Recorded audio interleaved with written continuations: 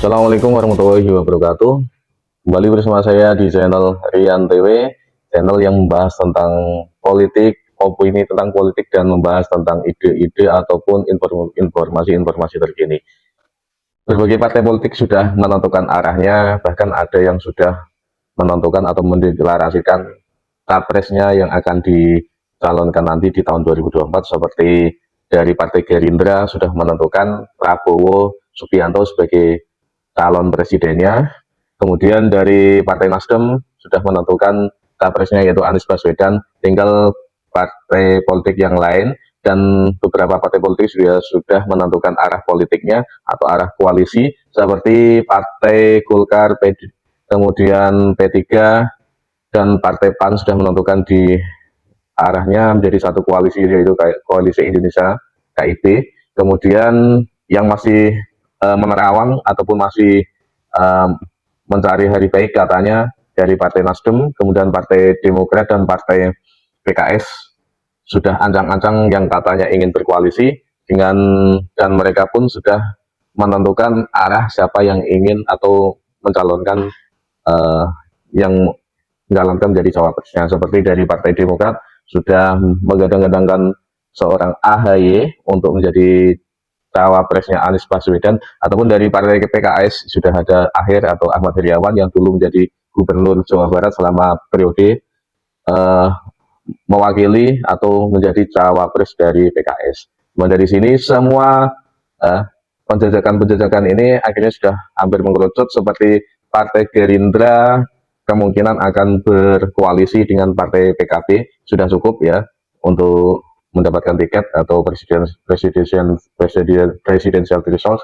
Kemudian KIP ya terdiri dari Partai PAN, kemudian Partai P3 dan Partai Golkar juga sudah cukup ya untuk mencapai ambang batas. Dan ini yang ketiga, poros yang lain yaitu Nasdem, Demokrat dan PKS juga sudah ancang-ancang ingin mendeklarasikan.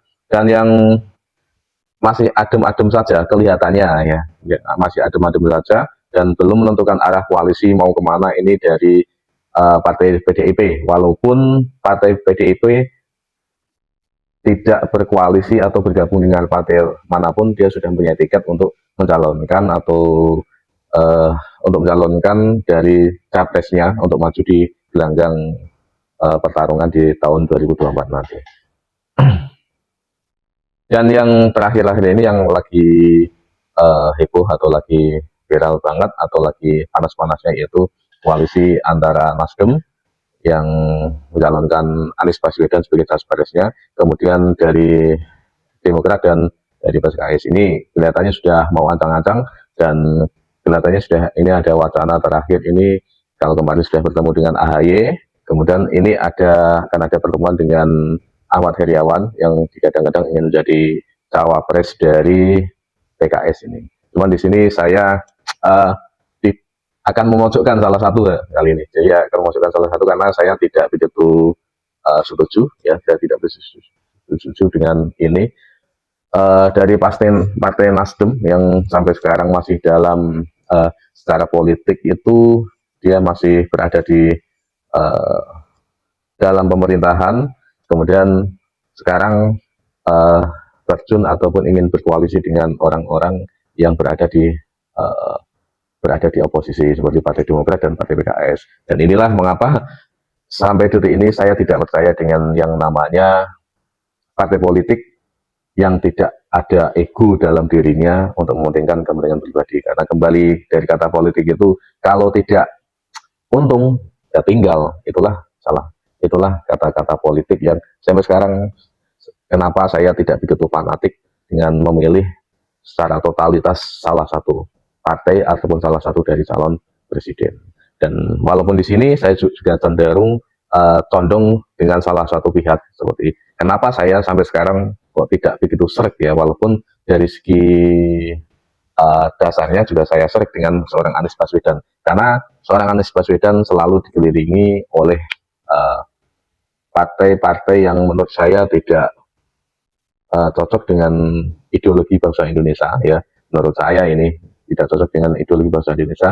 Dimana saat itu juga ketika Anies Baswedan maju di gelanggang pemilihan gubernur di tahun 2017 kemarin antara Ahok ya melawan Ahok, itu juga seorang Anies Baswedan disinyalir menang karena isu-isu yang saat itu bergulir atau isu-isu tentang uh, agama yang saat itu bergulir, di mana saat itu Ahok tersandung terkait masalah uh, katanya penistaan agama, jadi penistaan ayat Al-Quran dalam Al-Quran seperti itu. Dan sini menurut saya ini ya, dan ini ya saya rasa juga berulang kembali ya, dan Anies Baswedan sebagai basicnya juga merujuknya kepada partai-partai yang sebelumnya, yang dimana saat itu mengedepankan politik agama yang seharusnya tidak digunakan ya, ataupun mengedepankan politik identitas yang seharusnya tidak terlalu digunakan. Kenapa sampai sekarang seorang Anies Baswedan juga dijuluki sebagai bapak identitas, karena memang dari segi track recordnya saat itu dia menang di pemilihan gubernur di tahun 2017 kemarin di Jakarta juga karena hal-hal seperti ini. Dan kenapa yang kedua saya tidak begitu suka dengan Anies Baswedan atau tidak setuju lah. Nah, dari segi kinerja saja, ketika saya melihat ya pemerintahan di DKI Jakarta itu ada beberapa program yang seharusnya itu bisa dikontinuitas ya, itu tidak dikontinuitas atau tidak. Nah, jadi mengapa hal seperti ini yang tidak saya suka?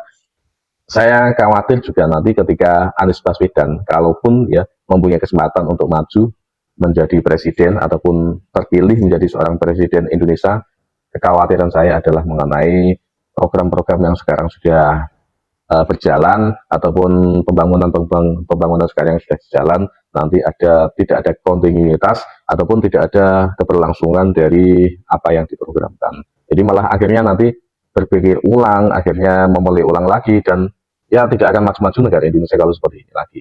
Dan itu yang tidak diharapkan, walaupun semuanya tidak pasti mengarahkannya ke situ, tapi dari segi track recordnya saja saya sudah bisa menerka-nerka ataupun bisa tahu ya, karena partai yang ada ataupun yang dalam lingkaran Anies ini seperti Nasdem, walaupun katanya nasionalis, tapi sekarang juga yang penting dia dapat tiket, yang penting dia dapat bisa mencalonkan presiden. Ya, itu ambisi sama semuanya ya, seperti itulah. Jadi lingkarannya sama sekarang dengan partai, dengan ketika pemilihan gubernur di tahun 2017 kemarin seperti itu. Walaupun ada beberapa seperti Gerindra yang dulu mencalonkan Anies Baswedan sekarang sudah berada di pemerintahan yang ada sekarang, dan itu pun bukan atas hal dasar itu saya sadar, kemungkinan besar tidak, tapi seberapa dasar saya untung ya, seperti itulah politik.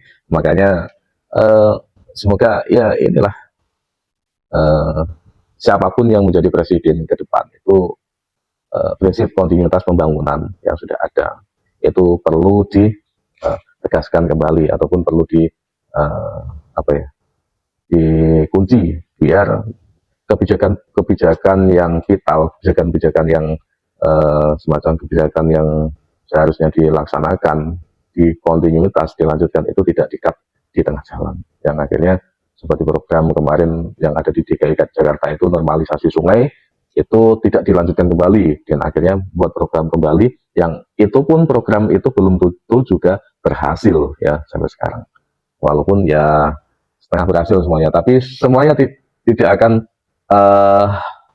semacam tidak akan berjalan dengan sempurna 100% kalau setelah itu juga diganti programnya. Yang kita harapkan program yang sudah ada itu berjalan, kontinuitas dijalankan lagi di pemerintahan atau presiden selanjutnya, siapapun presidennya. Itu seperti itu dari kami, harapan dari rakyat Indonesia, harapan dari orang yang ingin mengharapkan Indonesia itu menjadi negara maju tahun 2045 nanti. Terima kasih dari saya. Assalamualaikum warahmatullahi wabarakatuh.